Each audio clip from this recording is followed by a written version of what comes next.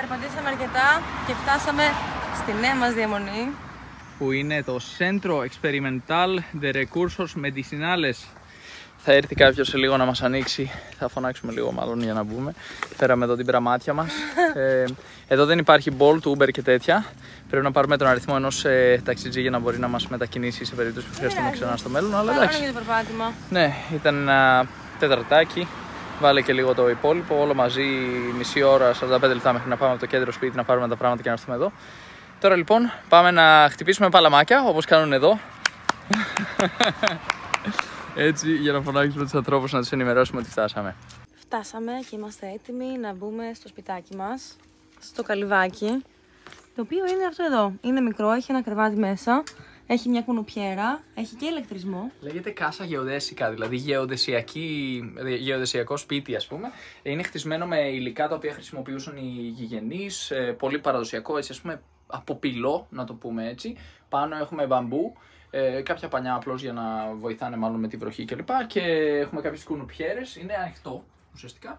Και εδώ έχουμε βάλει μπουκάλια τα οποία δημιουργούν έτσι μια ιδιαίτερη. Δεν είναι ανοιχτό, έχει σίτα. Ναι, έχει σίτα, αλλά πρακτικά ο αέρας μπαίνει, βγαίνει, είναι ανοιχτό. Η πόρτα έχει πάνω άχυρα και μπαμπού και κλείνει. Ας πούμε ότι κλείνει, έχει και κάποιες τρύπες βέβαια από εδώ και από εκεί. Και έχει γρασίδι έξω. Ναι, είναι ένας μεγάλος χώρος, είναι αρκετά στρέμματα, καμιά δεκαριά στρέμματα, ίσως κάπου εκεί 12 στρέμματα. Εδώ πιο πίσω έχει ντουζιέρες που δεν φαίνονται αυτή τη στιγμή, είναι πίσω από αυτό το φυτό. Πάμε να δούμε. Άντε, πάμε να ρίξουμε μια ματιά. Εγώ έχω βγάλει και τα παπούτσια μου και γιώνομαι αυτή τη στιγμή πάνω στο γρασίδι. Πάρα πολύ ωραίο αίσθημα. Και τώρα περπατάμε να δούμε τις ντουζιέρες. Σε λίγο θα δούμε και την κουζίνα. Βέβαια, ήδη ρίξαμε μια ματιά εμείς, γνωρίσαμε τον κόσμο που είναι εκεί αυτή τη στιγμή. Γιατί ήσουν κι άλλοι εδώ στον χώρο. Ναι, ας πούμε δίπλα οι γείτονες ήταν αυτοί οι οποίοι είπαν ότι καθαρίζουν το δικό τους κτήμα και ήρθαν εδώ για παρέα που γνωρίζουν εδώ τους ανθρώπους, είναι φιλικά μεταξύ τους. Εδώ έχουμε λοιπόν ντουζιέρες, οι οποίες είναι αρκετά έτσι αυτοσχέδιες, ας πούμε κάπως χτισμένες λίγο από τους ίδιους τους ανθρώπους εδώ και βλέπουμε ότι δεν είναι αυτό το πράγμα που έχουμε συνηθίσει στην πόλη. Επίσης κάπου υπάρχει η τουαλέτα, λίγο πιο κάτω θα πάμε να τη δούμε και αυτήν.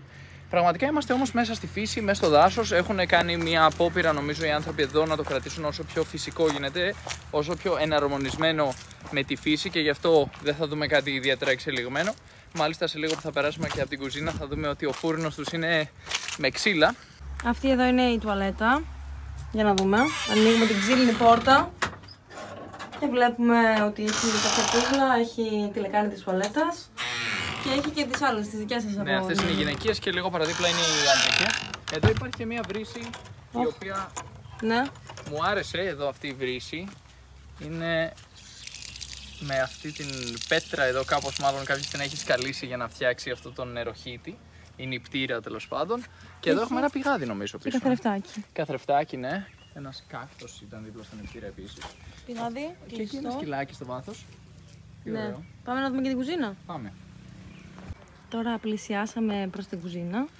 Βλέπουμε ένα φούρνο και κάποια ξεραμμένα μανταρίνια. Κάπως ναι, κάποια φρούτα. Ναι, ψημένα φρούτα. Δεν ξέρω γιατί τα ψήσαμε αυτά. Μπορούμε να ρωτήσουμε μετά. Και ναι, πολύ έτσι ενδιαφέρον όλο το στυλ εδώ του μέρους. Και εδώ έχει ένα άλλο φουρνάκι ας πούμε με μάτια που βάζουν από κάτω ξύλα.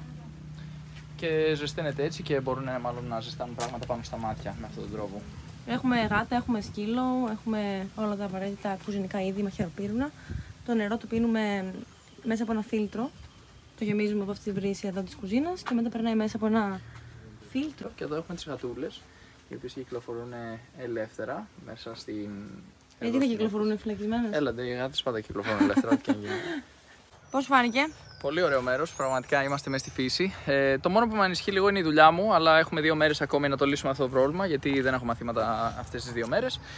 Να πούμε για τις τιμές πολύ γρήγορα, ότι το σπίτι αυτό εδώ που θα μείνουμε εμείς κοστίζει 150.000 γουαρανί την μέρα, που σημαίνει 17,5 ευρώ περίπου. Αν θέλαμε να κάνουμε κάμπινγκ θα ήταν 50.000 γουαρανίες το άτομο. Γουαρανίες είναι ο πληθυντικός του Γουαρανί εδώ μεταξύ. Τέλος πάντων, αν ήταν αυτό το ποσό λοιπόν, 50.000 το άτομο, θα έβγαινε περίπου 5,80 το άτομο. Το άτομο, δηλαδή 11 και 60 Σε αντίθεση με αυτό που βγαίνει γύρω στα πόσο είπαμε, 17,5 την Άρα ώρα. δεν είναι πολύ μεγάλη διαφορά. Δεν είναι μεγάλη διαφορά.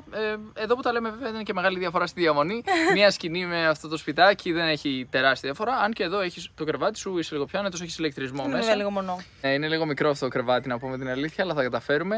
Ήρθαμε εδώ όχι τόσο για τις ανέσεις, αλλά για να βιώσουμε την φύση του μέρους. Τι καλύτερο. Και φυσικά σε λίγο θα περπατήσουμε σε ένα μονοπάτι, το οποίο θα μας οδηγήσει σε ένα ποταμάκι που βρίσκεται εδώ εντός της περιοχής. Οπότε μείνετε συντονισμένοι.